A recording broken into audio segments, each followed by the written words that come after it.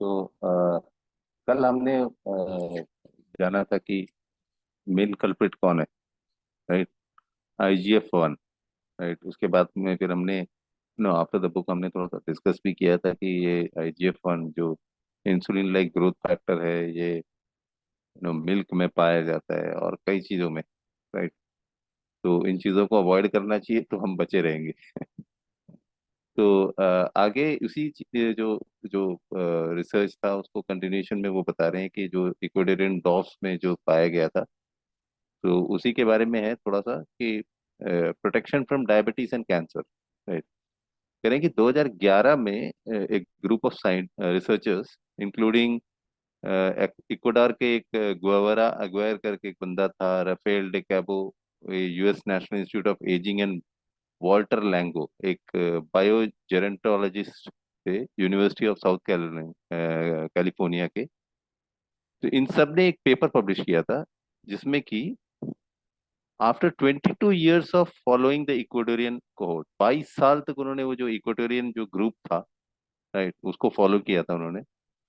और उन्होंने क्या पाया कि there will be no cases of diabetes among them. कोई डायबिटीज का केस ही नहीं है उनको 22 साल तक, ठीक है। Despite over 20% of them being obese.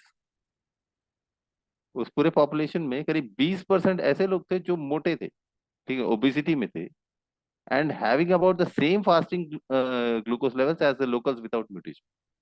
जो फास्टिंग शुगर उनका जब चेक किया था तो उनका फास्टिंग शुगर लेवल हाई ही था, जैसे लोकल्स नॉर्मल बाकी लोगों का था वैसे ही। जिनके बॉडी में म्यूटेशन नहीं था उनमें भी जैसा था वैसे ही था। Of the several hundred people of the Ecuadorian cohort, there had been only a single instance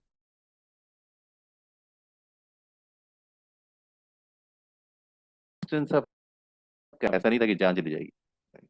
There was vastly inconsistent that was vastly inconsistent with other individual living in the same area who didn't have the genetic mutation, of whom about 5% had died of diabetes and 20% of cancer. बाकी लोग जो थे not from the Ecuadorian cohort, जो बाकी लोग जो उस area में रहते थे उनमें ऐसा था कि करीब 5% लोग डायबिटीज से मर गए थे और 20% लोग कैंसर से। तो जितनी मौतें हुई थी उधर में। सो बोल रहे कि एक विलेजर है वहां पर, बोल रही है कि one of the villagers who continues to be observed in the ongoing study is a woman in 50s। 50 साल की एक लेडी है, उस पे वो कंटिन्यूअसली उसको ऑब्जर्व कर रहे थे कि यार इनमें क्या है ऐसे करके। उनका height is just 1 metre tall. 1 metre की ही है सिर्फ हाइट उनका। जो एक एवरेज 4 साल के बच्चे का हाइट होता है नॉर्मली, ठीक है। She weighs 57 kgs. मतलब 4 साल का, और मतलब 1 मीटर हाइट का। आप सोच के देखिए अगर 57 केजी उनका अगर वजन होगा तो कैसे दिखेंगे, ठीक है। तो इतनी इतनी वो यू नो बल्की थी, ओबीस थी। तो उनको 100% उनके हाइट के हिसाब से अगर देखा जाए तो हाइट और वेट के हिसाब से तो 100% वो ओबिसिटी कैटेगरी में आ रही थी, ठीक है। और उनका diet, her diet is high in carbohydrates and fat. बहुत हाई कार्बोहाइड्रेट और फैट ले रही थी, but her blood pressure is perfect. उनका जो बीपी देखा गया वो एकदम perfect. She had no science of diabetes और any other illnesses, and despite her obesity the scientists say that she is healthy। उनको ना डायबिटीज है ना कोई और बीमारी, कुछ भी नहीं है। और इतनी मोटी होने के बावजूद, इतनी इतनी ओबीस होने के बावजूद साइंटिस्ट कहते हैं that she is healthy। तो मतलब ताज्जुब की बात है कि ये सब काम है वो IGF-1 का, राइट। सो बोल रहे हैं कि अर्लियर, उससे पहले जो है डॉक्टर लेरॉन ने एक पेपर पब्लिश किया था। वो उन्होंने और उनके उनके कोलीग से मिलके 222 इंडिविजुअल्स को लेकर, 222 लोग, ये सेम जो लेरॉन सिंड्रोम से जो ग्रस्त लोग हैं, और ये करीब करीब आधा पॉपुलेशन, ठीक है, सॉलिड आधा पॉपुलेशन, यानी कि यू कैन इमेजिन दैट करीब 444 लोग एक्चुअल में हैं, उसमें से 222 लोगों को उन्होंने सर्वे किया था, जो world known population of natural IGF-1 deficiency, ठीक है। मतलब नेचुरली जिनको डेफिशिएंसी है IGF-1 की, उनके ऊपर किया था, right. Not on the Laron syndrome वाले, राइट। अब दो deficiencies were due to reduce growth. Obviously ये बात आ जाती है कि अगर एलजीएफ आईजीएफ 1 की डेफिशिएंसी है तो उनको लेरॉन सिंड्रोम होगा, तभी हुई है, ठीक है। अब ये वही बात है कि इसमें हुआ क्या था कि, ठीक है, इन सब में पाया गया कि देयर वर अ डिलीशन और loss of function of IGF 1 gene.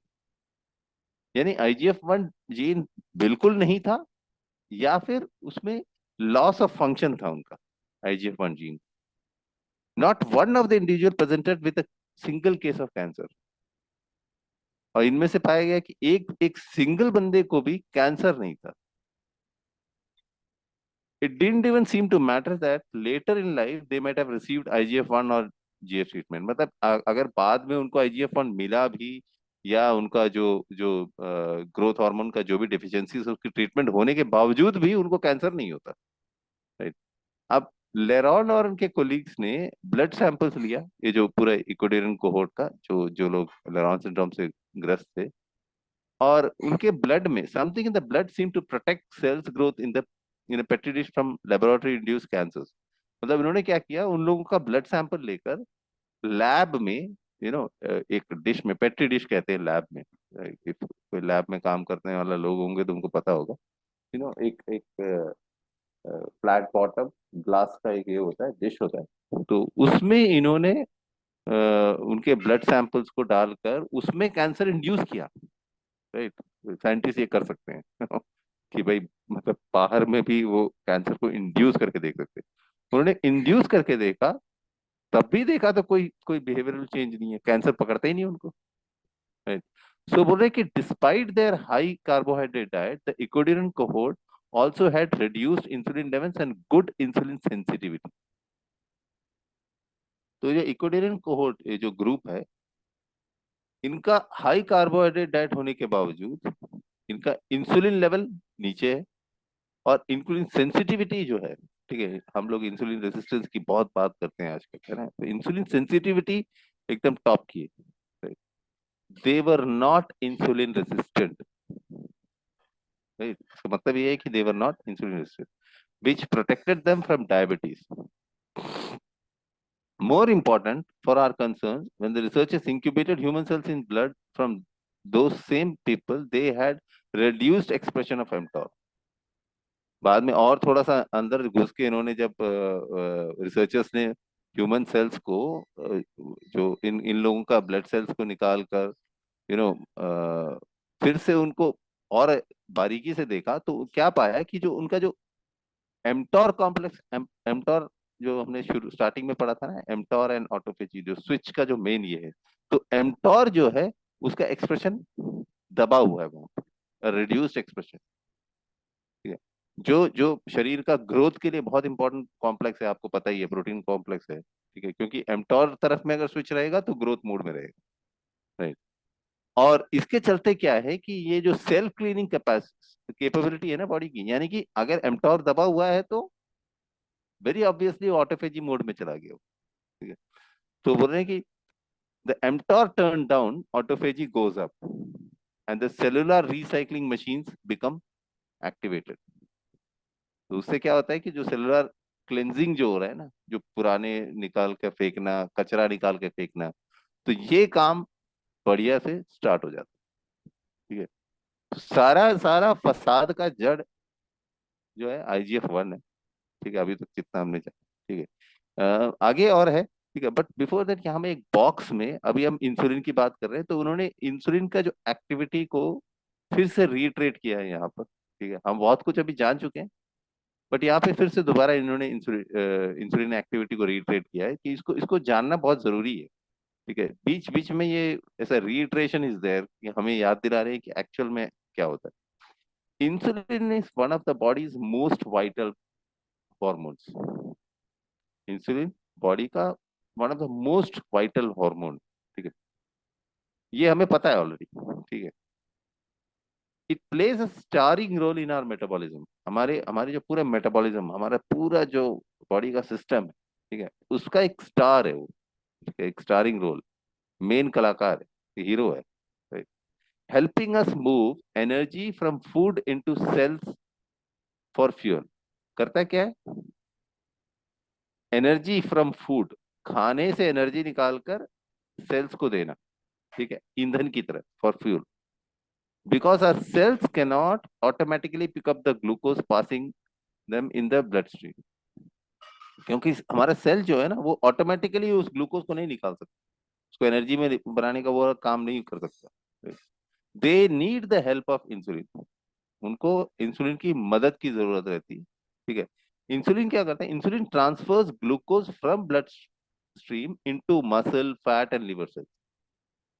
वो क्या करता है? वो जो ट्रांसफर वाला काम है ना, राइट, कुरियर वाला काम बेसिकली, वो करता है ग्लूकोज को from the blood stream into, blood stream से लेकर वो मसल में, फैट में और लिवर सेल्स में पहुंचाता है, ठीक है।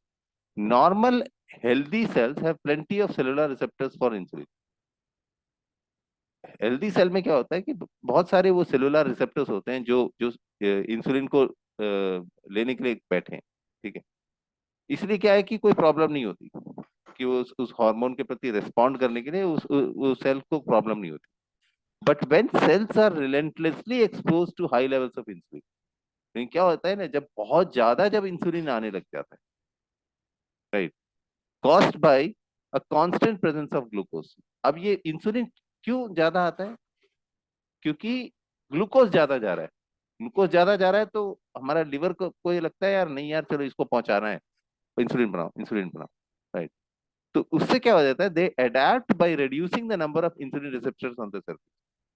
तो उसमें क्या हो जाता है? वो सेल्स है ना, देखता है यार इतना सारा इंसुलिन आ रहा है, तो वो क्या कर देता है, यार इतना नहीं बना पाता, राइट। इट्स लाइक वो एक पूरा एक सिस्टम है, सेल्स के और भी काम है ना, तो सिर्फ इसका इंसुलिन का रिसेप्टर वाला काम तो नहीं है, ठीक है। तो ये मैं ऐसे विजुअलाइज कर रहा था कि कैसे होता होगा, ठीक है। सेल्स के बहुत सारे काम है, और उसमें से है कि भैया यार 4 लेबर भेजना है यार उधर में, वो वो इंसुलिन आ रहा है तो उसको उसको जाके चिपकना है और उसको लेके आना है। जब देख रहा है यार बहुत ज्यादा आ रहा है, अरे छोड़ो यार, इतने से नहीं होगा, ये 4 लेबर से ही मैनेज करो। राइट। जैसे कि वो एक एक सॉर्ट ऑफ एक मैनेजमेंट वहां में चल रहा है कि ज्यादा भी आएंगे लेकिन हमारे पास देने के लिए नहीं है, हमारे पास इतने ही है, ठीक है, आप इन्हीं से काम करो, या फिर आप कम भेजो, ठीक है, कम काम दो, ठीक है, समथिंग ऑफ दैट सॉर्ट। तो कांस्टेंट, तो but when the cells are relentlessly exposed to high levels of insulin caused by a constant presence of glucose, they adapt by reducing the number of insulin receptors। तो क्या है कि वो adaptation है कि उनके पास है ही नहीं देने के लिए, तो वो क्या करते हैं कि वो बोलते हैं यार इतना ही मिल पाएगा तुमको, और इसको कहते हैं, right, they develop a blind eye to insulin. यानी इंसुलिन आ रहा है लेकिन उनको एक ब्लाइंड आई, बोला यार ठीक है यार आने दो यार, नो। तो this is a very wonderful term जिन्होंने बताया कि ब्लाइंड आई टू इंसुलिन, ठीक है, अनदेखा कर दे रहे हैं बेसिकली। ब्लाइंड आई मतलब कि अनदेखा कर देते हैं उस इंसुलिन को। The persistent presence of glucose, by the way, is usually caused by eating too many refined sugars and simple carbs. इस चीज को गांठ बांध देना चाहिए हर आदमी को। इंसुलिन का जो जो परसिस्टेंस इंक्रीज जो है ना, सॉरी, ग्लूकोज का जो परसिस्टेंस प्रेजेंस है हमारे शरीर में, वो क्यों हो रहा है? क्योंकि हम रिफाइंड शुगर्स और सिंपल कार्ब्स, जो प्रोसेस फूड से आ रहा है, ये इसको हम लोग कंटिन्यूसली दबा के खा रहे हैं। We call this the blind eye effect, insulin resistance. इसको साइंटिस्ट बोलते हैं the blind eye effect insulin resistance. अनदेखा करने वाला इंसुलिन रेजिस्टेंस है ये बेसिकली, ठीक है, वैसे इंसुलिन रेजिस्टेंस नहीं है। तो हम अगर इंसुलिन रेसिस्टेंट हैं तो उसका सिंपल ये है कि भैया इंसुलिन की मात्रा को कम करना। इंसुलिन की मात्रा को कम करना है तो ग्लूकोज इनटेक को कम करना। ग्लूकोज इनटेक को कम करना है तो क्या करना पड़ेगा? सिंपल कार्ब्स, रिफाइंड शुगर्स, इनको अवॉइड करना, राइट। सब कुछ ठीक हो जाएगा ऑटोमेटिकली, ठीक है। Isn't that simple? सिंपल तो है ना, राइट। डायबिटीज नाम का चीज हमारे आसपास नहीं गुजरेगा, राइट। तो आर सेल्स बिकम डिसेंसिटाइज्ड और resistant to the important hormone, और ये सब होने से क्या हो जाता है? वो सेल्स को कोई मतलब नहीं होता। पहले इंसुलिन का बड़ा इज्जत था, ठीक है, वो कम आता था तो सेल्स भेजते थे, हाँ भाई जाओ रिसेप्टर्स उनको लेके आओ। लेकिन जब बहुत ज्यादा जब आने लगा तो उसकी इज्जत ही चली गई, मर गई। So this is believe to be a cellular self protection mechanism. अब आप सोच रहे होंगे भाई यार ऐसा क्यों हो रहा है, मेरे दिमाग में है ये बेसिकली सेल का अपना बचाने का एक सिस्टम है, एक सेल्फ प्रोटेक्शन सिस्टम है। क्योंकि अगर वो पूरा एफर्ट वहीं में डाल देगा, राइट, इंसुलिन को रिसीव करना और पहुंचाने में डाल दे, तो बाकी काम तो फिर होंगे ही नहीं ना उसके। तो it's kind of self protection है उसका। You see, though glucose can help power cells energy power cells energy machinery called the mitochondria, right, too much of it can be deadly. हम लोग माइटोकॉन्ड्रिया के बारे में थोड़ा सा जाने थे ना, तो बोले कि glucose can help power cells energy machinery. जो माइटोकॉन्ड्रिया का जो पूरा काम में वो ग्लूकोज हेल्प तो करता है, लेकिन ज्यादा हो जाने से वो डेडली भी हो जाता है, राइट। अभी क्या है कि स्टिकिंग टू प्रोटीन्स, ज्यादा होने के क्या होता है कि स्टिकिंग वो जो जो ग्लूकोज है, it will stick to the proteins keeping them from functioning. वो प्रोटीन के साथ चिपक जाएगा और वो काम करना बंद कर देगा, ठीक है, keeping them from proper function, ठीक है। इस प्रोसेस को बोला जाता है ग्लाइकेशन, ठीक है। ग्लाइकेशन क्या है बेसिकली, उसके आगे भी उसमें भी के बारे में बताया। बोले कि once cells is in this state, जब ऐसे स्टेट में जब सेल चला जाता है, वो इंसुलिन को इग्नोर करने लग जाते हैं, they ignore insulin and don't pick up glucose from the blood, ठीक है। वो ब्लड से ग्लूकोज लेना ही बंद कर देते हैं। As with most biological processes, there is a response by the pancreas. तो पैंक्रियास अब क्या कर रहा है, बोले यार शायद सही इंसुलिन नहीं जा रहा है, ठीक है। तो पैंक्रियास वो उल्टा सोच लेता है, वो क्या करता है, बायोलॉजिकल प्रोसेस है, वो और ज्यादा पंप करने लगता है इंसुलिन, राइट। यहाँ सेल रिसेप्टर्स नहीं दे रहा है, लेकिन उसके बावजूद पैंक्रियास को ये खबर नहीं है कि भाई क्यों नहीं दे रहा है, क्या है। वो बोला शायद यार इसकी क्वांटिटी में कुछ प्रॉब्लम है, क्वालिटी में प्रॉब्लम है, वो और इंसुलिन को निकाल के दे रहा है, right. Higher level of insulin are now required for glucose to enter the cells. और उससे क्या हो जाता है कि इंसुलिन की मात्रा ज्यादा रिक्वायर्ड हो जाती है, क्योंकि ग्लूकोज भी बन रहा है, तो और इंसुलिन भी दबा के दे रहे हैं, राइट। तो वो बहुत ज्यादा आ जाता है, तो वहां पे ये जो क्या है, इंसुलिन रेजिस्टेंस वाला काम होने लगता है। I think I am making my self clear, है ना, समझ में आ रहा है, right. If anybody can just थोड़ा सा, ओके ग्रेट। तो बोले कि ये जो है ना, this cascade of events creates a vicious circle. और ये जो इवेंट्स चल रहा होता है ना, कि वहां से ग्लूकोज आ रहा है, इंसुलिन बढ़ा रहा है, ये बोल रहा है नहीं दूंगा, रिसेप्टर्स नहीं है, तो ऑल दीज थिंग्स जब ये होने लगता है, ये इवेंचुअली कल्मिनेट कहाँ होता है, टाइप 2 डायबिटीज, ठीक है। ये जाकर फाइनली टाइप 2 डायबिटीज में होता है। तो बोल रहे हैं कि if you are diabetic by definition you are hyperglycemia, you have hyperglycemia. ये हम लोग सुनते हैं ना हाइपरग्लाइसीमिया करके सुनते हैं। हाइपरग्लाइसीमिया का इन्होंने बहुत अच्छी तरह से इन्होंने एक्सप्लेन किया है। इट इज हाई मतलब हाइपर, ग्लूकोज का ग्लाई लिया हुआ है, एंड ब्लड का ईमिया, ठीक है, that is hyperglycemia, right. As a reminder बोले कि जब हाइपरग्लाइसेमिक होता है कोई बंदा, your body has more glucose than needed to immediately power its cells. क्या होता है, आपके शरीर में ज्यादा ग्लूकोज होते हैं, जरूरत से ज्यादा, क्योंकि ग्लूकोज चाहिए ना सेल्स को पावर दे, तो जरूरत से ज्यादा जब ग्लूकोज हो जाता है तब होता है। And the focus becomes storing it safely. तो फोकस कहाँ चला जाता है, फिर आपको ग्लूकोज को स्टोर करना पड़ेगा, क्योंकि ज्यादा बन रहा है, ठीक है। तो वो उसको स्टोर करना वो फोकस बन जाता है, राइट।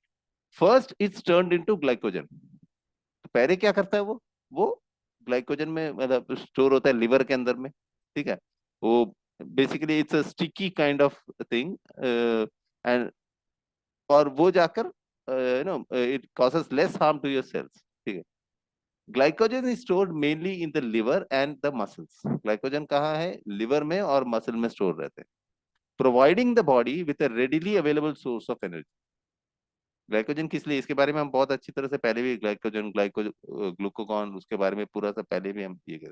तो ये जो ग्लाइकोजन जो है, ये लिवर में और मसल में जाकर स्टोर हो जाता है, जो you know readily available source of energy रहता है जब ग्लूकोज नहीं मिल रहा होता है उस टाइम के लिए। तो जब जब मतलब ब्लड ग्लूकोज लेवल डिक्रीज होता है ना, तब ये ग्लाइकोजन रिलीज होकर वो एनर्जी प्रोवाइड करता है। तो बोले कि as long as glycogen stores exist in the livers and in the liver and muscle fat will not be, मतलब जब तक ग्लाइकोजन रहेगा लिवर में और फैट में, मसल में, fat will not B burned for fuel, and any excess fat consumed will be stored in the fat tissue। जब तक ग्लाइकोजन रहेगा, ठीक है ना, आपके लिवर में और मसल में, तब तक क्या है कि फैट कभी बर्न नहीं होगा, चर्बी कभी गलेगी नहीं, राइट। वो जाकर फैट टिश्यूज में स्टोर हो जाएगा, ठीक है। So that may not be why most that may not that may be why most about 80% of people with diabetes. इसीलिए हो सकता है कि करीब 80% लोग जो डायबिटीज होते हैं वो ओवरवेट होते हैं। क्यों होते हैं? क्योंकि सब रिलेशन आपको भी पता चल गया होगा ना, इंसुलिन बढ़ रहा है, राइट, इधर से रिसेप्टर्स नहीं जा रहे, सब कुछ है, तब भी वो बढ़ता जा रहा है। अब ग्लूकोज सारा स्टोर हो रहा है उधर में, कहाँ पे, लिवर में और फैट में। और यहाँ में और भी ग्लूकोज बन रहा है, वहां में भी लिवर का भी कैपेसिटी खत्म हो गया, ठीक है, वो वहां पे भी स्टोर होके पड़ा है, वो भी गल नहीं रहा है। अब जो भी ग्लूकोज जा रहा है वो फैट में, वो क्या हो रहा है, it gets converted into fat, ठीक है, वो चर्बी में कन्वर्ट हो जा रहा है, राइट। इट्स ऑल रिलेटेड, ठीक है। आप समझ, जस्ट एक आप विजुअलाइज कर सकते हैं इस चीज को। तो बोल रहे हैं कि if sugar remains in the blood it will inflict a lot of damage, such as the creation of advanced glycation end products. तो क्या होगा कि अगर शुगर हमारे शरीर में रहेगा, ब्लड में रहेगा, तो क्या होगा कि ये बहुत ज्यादा नुकसान पहुंचाएगा, और उसमें एक it creates an advance glycation end products. Glycation end product करके एजीई करके उन्होंने टर्म दिया है, तो एजीईज बनाते हैं, ठीक है। ये एजीई क्या है? In which sticky glucose molecules attach to proteins, चिपकने वाला टाइप, स्टिकी काइंड ऑफ जो ग्लूकोज मॉलिक्यूल्स है, ये जाकर प्रोटीन्स में चिपक जाते हैं, ठीक है, like those that make up your inner blood vessels, ठीक है, जो अंदरूनी जो ब्लड वेसल्स हैं वहां पर सब जाकर ये चिपक जाता है, एंड कॉज डिसफंक्शन। और उससे क्या हो जाता है, वो पूरा काम करना ही बंद कर देता है। So glycation as the AGE process is called, जो जो एडवांस ग्लाइकेशन एंड प्रोडक्ट्स को ना, इसको ग्लाइकेशन बोलते हैं, एजीज को। तो glycation is part of what makes diabetes a leading cause of early death, coronary heart disease, stroke, kidney disease and blindness. तो ये ग्लाइकेशन है मेनली जो जिम्मेदार है, नो अर्ली डेथ के लिए, ठीक है, बहुत जल्दी जो जो लोग मर जाते हैं, क्योंकि उनके शरीर में ये जो स्टिकी तरह से जाके ना, वो ब्लड वेसल्स के चारों तरफ में अगर चिपक गया, तो क्या होगा, ठीक है, वो हार्ट डिजीज होगा, ब्लॉकेज आएगा, ठीक है, स्ट्रोक आएगा, किडनी डिजीज आएंगे, अंधापन हो सकता है। तो ये सारे कुछ रिलेटेड है, घुमा फिरा कर वही पे है कि अगर आप इन बिटवीन, यहाँ पर समराइज तो नहीं करना चाहिए, फिर भी है तो the main cause is insulin, ठीक है। तो ये इन्होंने एक रीट्रेशन था बेसिकली, ठीक है, इंसुलिन रिलेटेड, क्योंकि अभी इंसुलिन और आईजीएफ-1 की इतनी बातें हो रही। कमिंग बैक टू जो इन्होंने इनके रिसर्च पे, डॉक्टर लेरॉन के रिसर्च पे, तो what we have learned from the work done by Dr. Leron and others is that there's something about the activity of IGF-1 and its relationship with growth hormone and insulin in the body that affect the risk of developing certain disease। ठीक है, ये तो अभी हमने जाना, ठीक है जी, इतने रिसर्च में कि कुछ तो रिलेशन है IGF-1 में और ग्रोथ हार्मोन के बीच के रिलेशनशिप, ठीक है, और इंसुलिन का, उसके चलते ही ये सारी बीमारियां हो रही है। Before we get to a full understanding of this, इसकी पूरी अंडरस्टैंडिंग से पहले बोल रहे हैं कि it's important to grasp how we have established a study to these biological phenomena, ठीक है, कैसे इस चीज को समझा है इन लोगों ने, ठीक है, इसके कंक्लूजन पे पहुंचने से पहले। तो इसके लिए इन्होंने क्या किया कि ये आगे बताते हैं कि again research was done on mice, चूहों पे किया गया था, राइट। इन्होंने अच्छा बताया कि we will turn to a few famous mice, बड़े फेमस माइस हैं ये लोग, ठीक है, क्यों क्यों फेमस है? क्योंकि इनके ऊपर जो टेस्ट हुआ था उसी से सारा दारोमदार पूरा क्लियर हुआ था, ठीक है।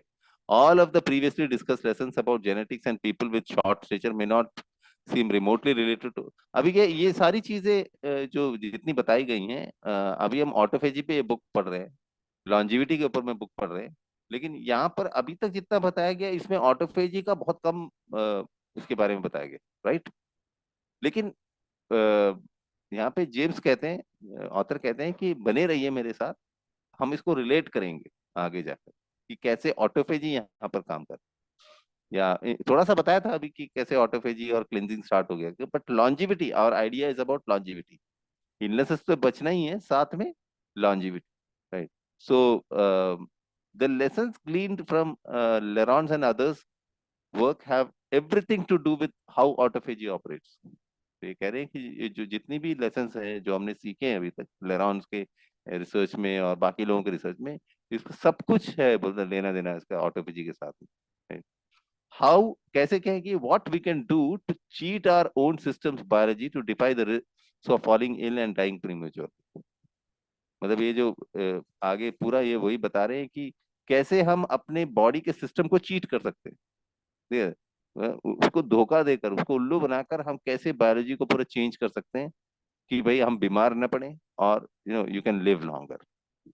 तो आगे इन्होंने पूरा जो माइस का ये बताया, but then I don't know, अगर मैं इसको स्टार्ट करूंगा ना बहुत लंबा हो जाएगा, पूरा रिसर्च बताया है। तो sir do we have time? It's 6:10।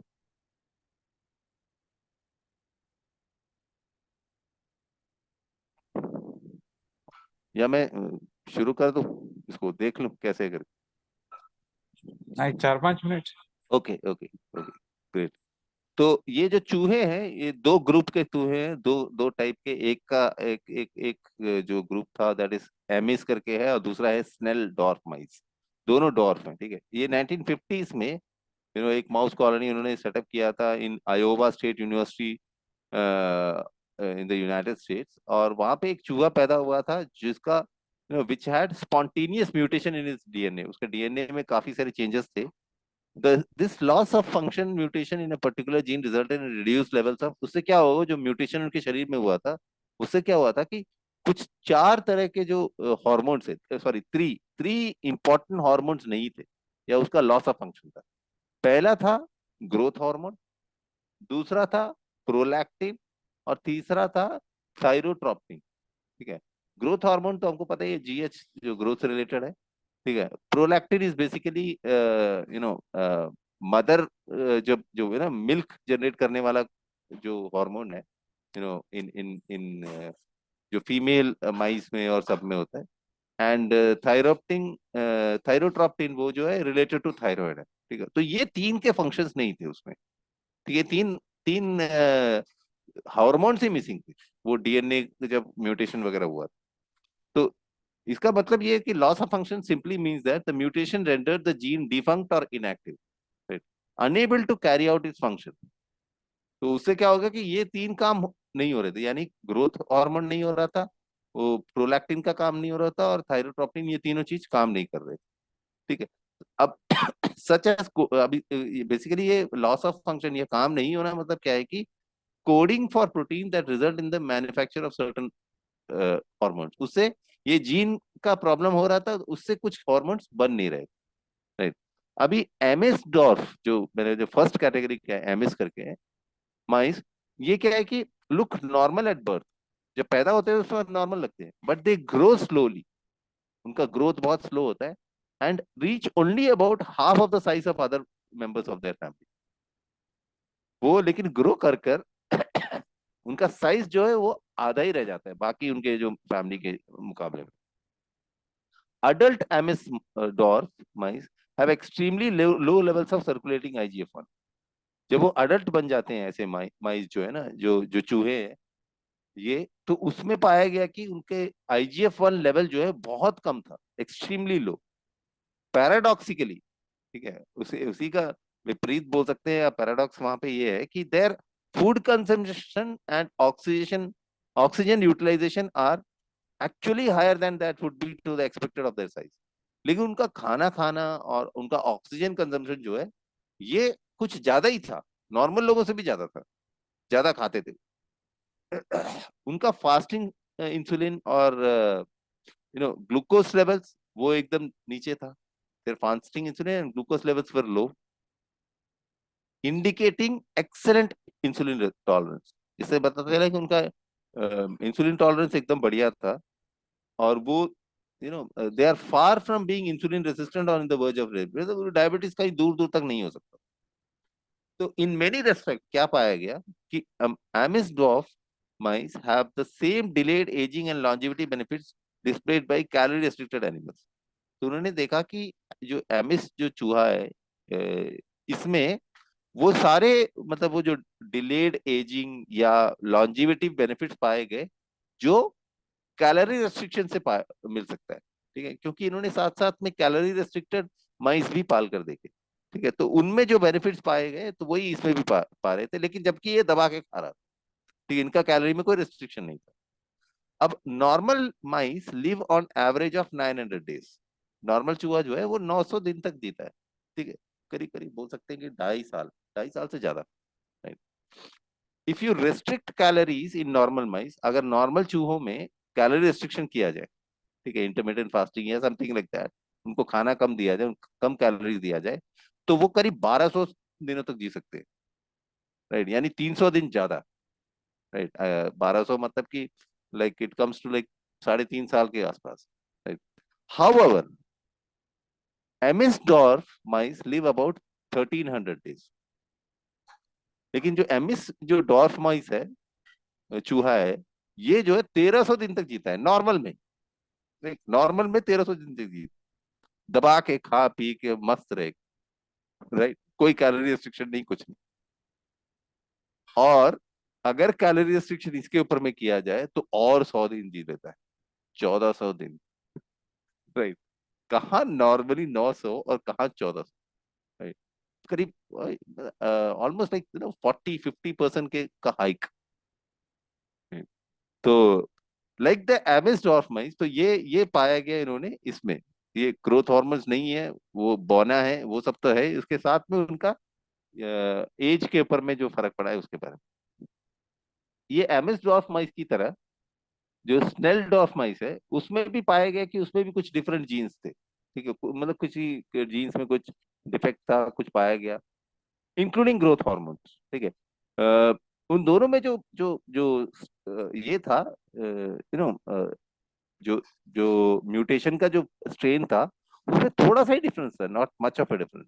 ठीक है, दे हैव, और उनमें सिमिलर पैथोलॉजीज थे, बायोलॉजिकल कैरेक्टरिस्टिक ये दोनों सेम थे, एमएस में और स्नेल। क्योंकि यहाँ में दो टाइप के चूहों का बारे में बात कर रहे हैं। क्योंकि यहाँ में साइंटिस्ट लोग का बारे में वही है ना कि वो एक ही टाइप में वो कंक्लूड नहीं करते कि हाँ भाई इसी के साथ हो रहा है, तो they try on another also. तो उन्होंने इस तरह दो ग्रुप को लेकर किया था, एक स्नेल, सॉरी एमएस, और दूसरा स्नेल। तो अब ये स्नेल के बारे में बता रहे हैं कि studies on the unusual longevity of dwarf mice began, ये करीब 1990s में और 2000 में स्टडी स्टार्ट हुआ था। और मेनी ऑफ दम, ये जो जितने लोग ये जो रिसर्च कर रहे थे ना, ये चूहों पे, राइट, ये जो डॉर्फ माइस पे और इस पे जो कर रहे थे, ये लोग वही लोग थे नॉर्मली जो सिरोलिमस के ऊपर में जिन्होंने टेस्ट किया था। जो उनका सिरोलिमस का इफेक्ट कैसा है एमटोर के ऊपर में, रैपामाइसिन। राइट, तो उन्होंने वही लोग थे जो इसमें काम कर रहे थे। तो एक पेपर पब्लिश हुआ था 2001 में, डेविड हैरिसन करके, इनके बारे में पहले फर्स्ट चैप्टर में बताया भी था, अगर आप लोगों को याद होगा। राइट, तो बोले कि उसमें क्या है कि longevity can be extended by the mutations found in both the Snell and dwarf mice. उन्होंने जो बताया था कि जो उम्र बढ़ने का, लॉन्जिविटी जो है, ये इन दोनों में पाया गया कि लॉन्जिविटी के कारण ये जो स्नेल एंड एमिस डॉर्फ माइस में पाया गया। बोले they determined that both have reduced levels of growth hormone and IGF-1। क्या पाया गया उनमें? ठीक है, अब वहीं पे आ गए हम लोग कि इन दोनों में पाया गया कि इन दोनों में ग्रोथ हार्मोन्स का रिड्यूस ये था, ग्रोथ हार्मोन नहीं था, और आईजीएफ-1 भी बहुत कम था। Their work revealed that Snell-Dorf mice had delayed aging in certain immune cells and in collagen cross-linking। तो उनका उनका काम ये बताया कि जो स्नेल डॉर्फ था माइस, उसमें डिलेड एजिंग था उनके इम्यून सेल्स में भी, और कुछ कोलेजन क्रॉस लिंकिंग होता है, ठीक है, उसमें भी, right, supporting the conclusion that the extended longevity of this strain of mice is due to authentic deceleration of the rate of aging। यानी जिस तरह से वो उम्र हो रहा था ना, उस स्पीड को वो कम कर देता था। इस चीज को उन्होंने कंक्लूड किया, वो जो जो भी नॉर्मल स्पीड में जो एजिंग का होता है, उस स्पीड को ही उन्होंने कम कर दिया, राइट। तो ये चीज कंक्लूड हुआ था उन्होंने उसमें। अब ये क्रॉस लिंकिंग के बारे में बता रहे हैं, क्रॉस लिंकिंग कोलेजन, ये चीज होता क्या है। तो cross linking refers to a long established theory of aging whereby certain proteins such as collagen bond together with adverse effect। क्या होता है क्रॉस लिंकिंग? ये है बेसिकली क्या है कि कुछ proteins such as collagen, collagen जैसे प्रोटीन्स जो है, ये आपस में चिपक जाते हैं और कुछ एडवर्स इफेक्ट्स देते हैं। डायबिटीज फॉर इंस्टेंस, डायबिटीज में क्या होता है कि have 2 to 3 times the number of cross link proteins. तो ये जो क्रॉस लिंक प्रोटीन्स जो है डायबिटीज में बहुत ज्यादा हो जाते हैं, और उसके चलते एज टू देयर मतलब जिनको डायबिटीज नहीं होता उनसे कंपेयर किया जाए तो ये क्रॉस लिंक्ड प्रोटीन ज्यादा हो जाते हैं, ठीक है। Cross caused primarily by the high levels of sticky glucose. ये होता क्यों है? ये पहले जो भी मैंने बताया थोड़ी सी देर पहले, स्टिकी ग्लूकोज, ठीक है, ग्लूकोज जाके वो चिपकने लग जाता है और वो ब्लड स्ट्रीम में, और उसके चलते ये कोलेजन को हार्म करता है, बेसिकली क्रॉस लिंक्ड कोलेजन बन जाता है, right, causing advanced glycation end products, और एक्स्ट्रा वो जो कहते हैं एडवांस्ड जो एजीई होता है वो बनने लग जाता है, right. So the cross linking of proteins में also be responsible for an enlarged heart, heart बड़ा हो जाना, ठीक है, ये भी ये उसके चलते ही हो सकता है, ठीक है, प्रोटीन्स का जो क्रॉस लिंकिंग हो रहा है, जो कोलेजन की जो क्रॉस लिंकिंग हो रहा है उसके चलते हो सकता है, ठीक है। और हार्डलिंग ऑफ कोलेजन, कोलेजन एकदम सख्त हो जाता है, क्योंकि कोलेजन बेसिकली हमारा पूरा एक बेसिक बिल्डिंग ये है, राइट। कोलेजन के बारे में आप अगर डिक्शनरी में देखेंगे वो बोल रहे हैं कि the main structural protein found in animal connective tissue, right. और अगर कोलेजन को अगर बॉईल किया जाए तो वो जेलेटिन की तरह है बोल रहे हैं, ठीक है। तो इसको वो हार्डन कर देता है, ठीक है, तो हमारा कनेक्टिंग टिश्यू भर ही नहीं पाएगा, ठीक है, and which may then lead to an increased susceptibility to cardiac arrest and among other negative outcomes। और उसके चलते क्या है कि कार्डियक अरेस्ट वगैरह और भी कुछ नेगेटिव चीजें सब हो सकती हैं, ठीक है। तो ये उन्होंने क्रॉस लिंकिंग के बारे में थोड़ा सा यहाँ में इन ब्रैकेट्स दिया था। तो कुछ वर्ड्स ऐसे आते हैं तो ये समझना बहुत जरूरी होता है कि क्या बता रहे हैं, राइट। तो ये बहुत आगे जाएगा सर, ये I think we should take a break here, ठीक है, ओके क्योंकि sir. It will take a bit more time, right. तो आज आज हम यहाँ पे इसको रोकते हैं, बट हम इसको कंटिन्यू रखेंगे, दिस जो स्नेल एंड जो एमएस माइस का जो रिसर्च था उसके बारे में जिन्होंने बताया है, क्योंकि बहुत इंटरेस्टिंग है। वहां में आगे एक the GH receptor knockout mouse strain, उन्होंने पर्टिकुलरली एक स्ट्रेन को पता किया कि क्यों ये होता है करके, ठीक है, उसके बारे में भी है। तो समय हो गया है, तो आज हम यहाँ पे हम दोनों रुकते हैं, right. So that's all from my side. If time permits Rai sir, Salim sir का अगर बुक आ गया है तो सर 1-2 मिनट बता सकते हैं कि what's your experience, have the book reached? Oh great great, चलिए, हार्ड हार्ड कॉपी के साथ में एक बंदा है, मैं तो किंडल में हूँ राइट, चलिए बहुत बढ़िया सर, राइट। सर क्या है, व्हाट्स योर टेक, कैसा लग रहा है सर?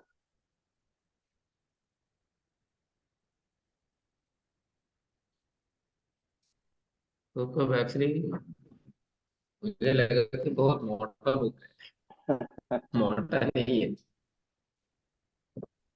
पढ़ने के लिए बहुत इजी है। मेरा वॉइस थोड़ा खराब है, अदरवाइज बहुत बहुत क्या नाम है, रीडिंग बहुत इजी है, आप शायद समझे। ओ इन क्या नाम है, even we can note in between, hard copy मुझे बहुत अच्छा लगा।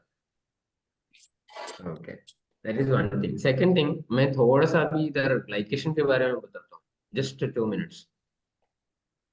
पहले हम लोग ग्रोथ मीट में मलयालम एंड हिंदी दोनों ग्रोथ मीट में हमने शायद लिया था कि जब protein and sugar in the presence of heat काम करते हैं तो उसको बोलते हैं ग्लाइकेशन। ग्लाइकेशन मतलब sugar molecule react with protein in the presence of heat. अभी हमारे बॉडी में हर पॉइंट पे जहाँ पे हम एनर्जी यूज करते हैं उसको हीट का जरूरत होता है। एनर्जी यूटिलाइजेशन जैसे माइटोकॉन्ड्रिया उसको कन्वर्ट करते हैं एनर्जी में, तो वो सब में हीट प्रोड्यूस होता है। उस हीट के कारण जो शुगर मॉलिक्यूल एक्स्ट्रा आता है वो एक्स्ट्रा आने वाला शुगर मॉलिक्यूल कहीं ना कहीं जाके अलग अलग तरह का काम करता है एंड वो मैक्सिमम प्रोटीन के साथ में मिक्स होके होता है। एंड इसके लिए बहुत सिंपल सा एग्जाम्पल है एक्चुअली। ये जो ग्लाइकेशन है दिस इज ए ब्लेसिंग। आपने देखा होगा बहुत सारे फ्लेवर्स, बटर का फ्लेवर या फिर इवन रोज एसेंस, अलग अलग एसेंस कैसे बनाते हैं without the presence of actual substance. उधर रोज के बिना रोज एसेंस कैसे बनता है या बटर के बिना बटर एसेंस कैसे बनता है। वो बटर का जो प्रोटीन है उसके साथ में जो शुगर है उसको साइंटिफिकली एक लेबोरेटरी में मिक्स करके हीट करते हैं।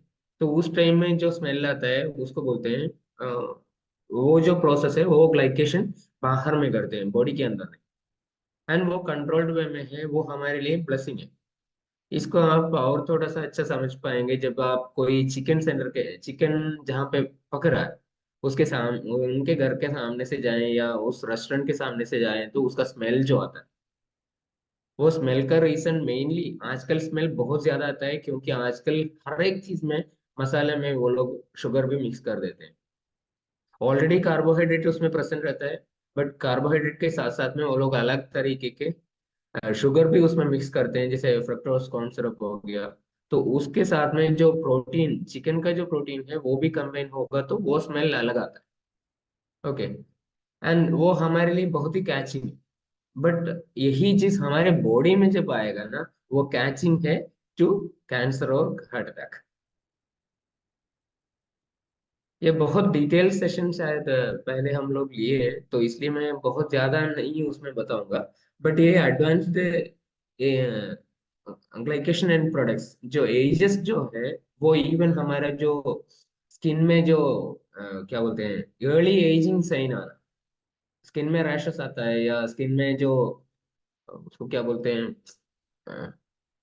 जो नॉर्मल जो स्ट्रेचीनेस जो स्किन का रहता है वो खत्म होना, ये सब कोलाजन का जो प्रॉब्लम है। कोलाजन में जो जैसे अभी मनोज सर ने बहुत अच्छे से एक्सप्लेन किया, कोलाजन में जो गैप आते हैं या उसका जो स्ट्रेचीनेस जो प्रॉपर्टी है वो चेंज होता है। एक्चुअल हर एक बॉडी प्रोटीन का प्रॉपर्टी चेंज करने के लिए ये sugar molecule along with heat sufficient है।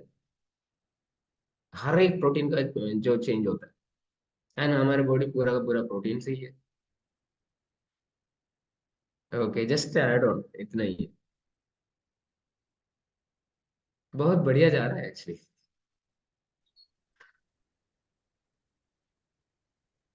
चलिए। Thank you Sunny sir, thank you very much.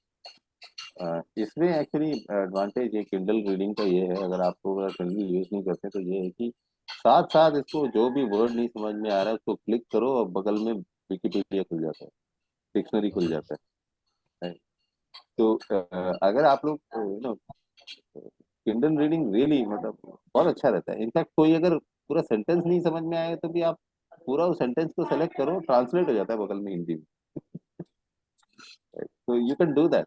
तो ये एक अच्छा ये रहता है। श्रीराज सर कुछ कह रहे थे? राइट। हाँ सर बोलिए। म्यूट है, म्यूट है। हाँ, ओह सॉरी सॉरी सॉरी। अरे क्या हो रहा है? Okay, good morning all. अभी ग्लाइकेशन के बारे में हमने बताया। जो ग्लाइकेशन जैसे मनोज सर बताया ना, शुगर मॉलिक्यूल जो ब्लड में ज्यादा रहता है वो प्रोटीन के साथ जाके अटैच होता है। तो हम लोग जब ब्लड शुगर चेक करते हैं तो नॉर्मली हम ये भी चेक करते हैं HbA1c, that is actually glycated haemoglobin. तो नॉर्मली देखते हैं 5.7 है तो ठीक है। तो एक्चुअली इसका मीनिंग क्या है, हमारा ब्लड में जो RBC है, रेड ब्लड सेल से, उसका लाइफ 120 डेज है। सो एट ए पर्टिकुलर टाइम हम जब चेक करते हैं तो एवरेज 2 to 3 मंथ्स का एवरेज ब्लड शुगर हमें मिल जाता है। दैट इज HbA1c चेक करता है तो उसका that is what the result is 2-3 महीने का, मतलब रैंडमली आप चेक करो, 2-3 महीने पुराना सेल्स आपको उसमें से मिल जाता है, ओल्ड उतना एज का 2-3 मंथ्स।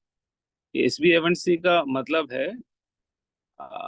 100 सेल्स में से कितना सेल्स के साथ, RBC के साथ, रेड ब्लड सेल्स के साथ 100 में से कितने के साथ ग्लूकोज अटैच है, ताकि उतना ब्लड काम नहीं कर पाएगा, उतना ब्लड सेल्स काम नहीं कर पाएगा। इफ इट इज 5.7, आपका 100 में से 5.7 के साथ blood attach, I mean glucose attach है। अगर ज्यादा हो रहा है, ज्यादा ग्लूकोज के, ज्यादा हीमोग्लोबिन के साथ आपका ग्लूकोज अटैच है, that is the relevance of HbA1c। जैसे जैसे आपका ब्लड में HbA1c बढ़ेगा, हमारा रेड ब्लड सेल के साथ ग्लूकोज का अटैच, ग्लूकोज का परसेंटेज ज्यादा है, दैट इज HbA1c। जब कोई हम किसी का कंसल्टेशन करते हैं तो लोग पूछते हैं वो ये HbA1c क्या है, उसका आंसर ये है, is the number of cells in 100 cells wherein glucose is attached to hemoglobin।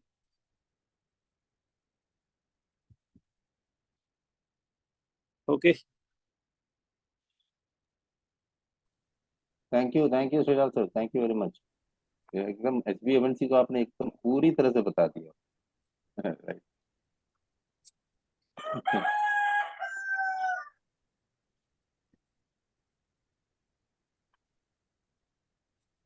Okay thank you, बंद करें। Okay sir, okay bye bye, have a great day everyone, कल मिलते हैं।